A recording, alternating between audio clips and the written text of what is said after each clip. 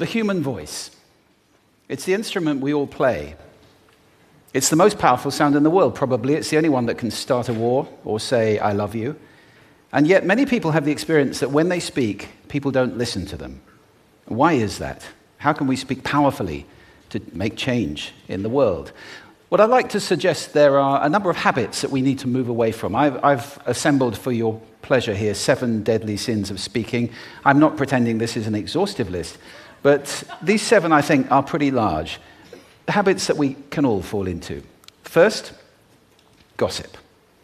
Speaking ill of somebody who's not present. Not a nice habit, and we know perfectly well the person gossiping 5 minutes later will be gossiping about us. Second, judging.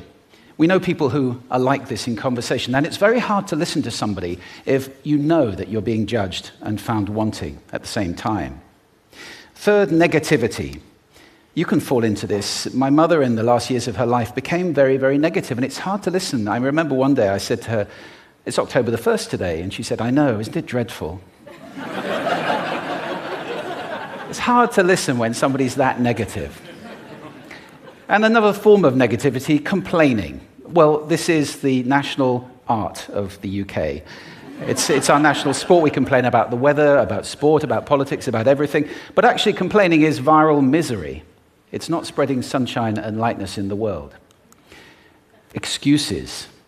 We've all met this guy. Maybe we've all been this guy. Some people have a blame thrower. They just pass it on to everybody else and don't take responsibility for their actions. And again, hard to listen to somebody who's being like that. Penultimate, the 6th of the 7, embroidery, exaggeration. It demeans our language, actually, sometimes. For example, if I see something that really is awesome, what do I call it?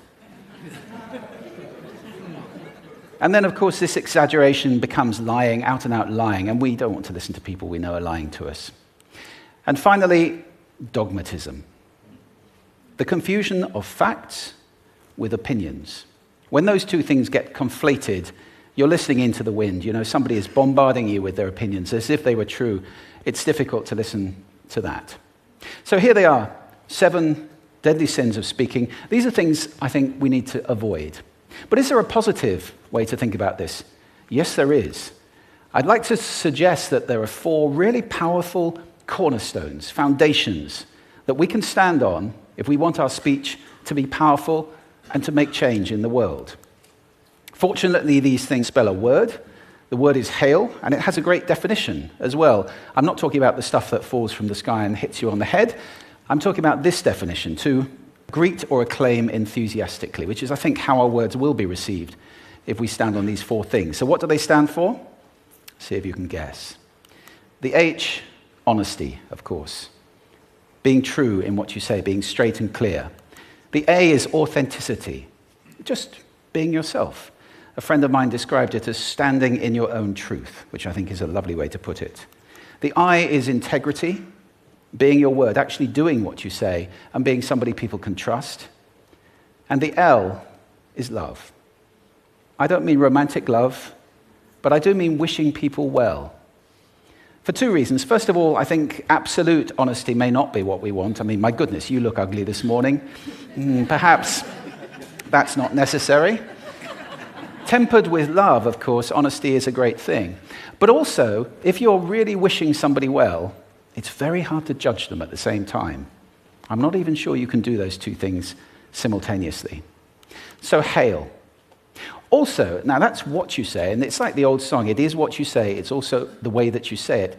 You have an amazing toolbox. This instrument is incredible, and yet this is a toolbox that very few people have ever opened. I'd like to have a little rummage in there with you now, and just pull a few tools out that you might like to take away and play with, which will increase the power of your speaking. Register, for example. Now, falsetto register may not be very useful most of the time, but there's a register in between. I'm not going to get very technical about this for any of you who are voice coaches. You can locate your voice, however. So if I talk up here in my nose, you can hear the difference. If I go down here in my throat, which is where most of us speak from most of the time, but if you want weight, you need to go down here to the chest. You hear the difference? We vote for politicians with lower voices. It's true, because we associate depth with power and with authority. That's register. And we have timbre. It's the way your voice feels. Again, the research shows that we prefer voices which are rich, smooth, warm, like hot chocolate. Well, if that's not you, that's not the end of the world, because you can train. Go get a voice coach. And there are amazing things you can do with breathing, with posture, and with exercises to improve the timbre of your voice. Then prosody. I love prosody. This is the sing-song, the meta-language that we use in order to impart meaning. It's route one for meaning in conversation. People who speak all on one note are really quite hard to listen to if they don't have any prosody at all. That's where the word monotonic comes from, or monotonous, monotone. Also, we have repetitive prosody now coming in, where every sentence ends as if it were a question, when it's actually not a question, it's a statement. And if you repeat that one over and over, it's actually restricting your ability to communicate through prosody, which I think is a shame. So let's try and break that habit. Pace. I can get very, very excited by saying something really, really quickly, or I can slow right down to emphasize. And at the end of that, of course, is our old friend, silence. There's nothing wrong with a bit of silence in a talk, is there? We don't have to fill it with ums and ahs. It can be very powerful. Of course, pitch often goes along with pace to indicate arousal, but you can do it just with pitch. Where did you leave my keys? Where did you leave my keys? It's a slightly different meaning in those two deliveries. And finally, volume. I can get really excited by using volume, sorry about that if I startled anybody, or I can have you really pay attention by getting very quiet. Some people broadcast the whole time. Try not to do that. That's called sodcasting.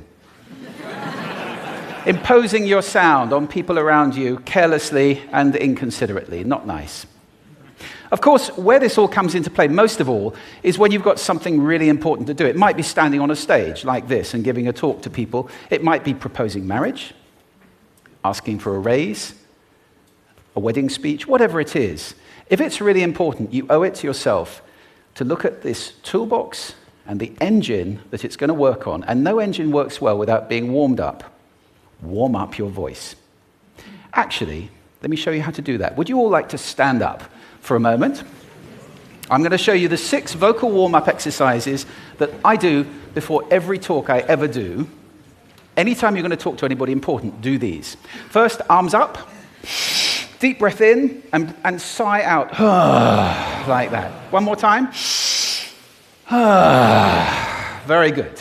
Now we're going to warm up our lips, and we're going to go bop, bop, bop, bop, bop, bop, bop, bop. Very good. And now,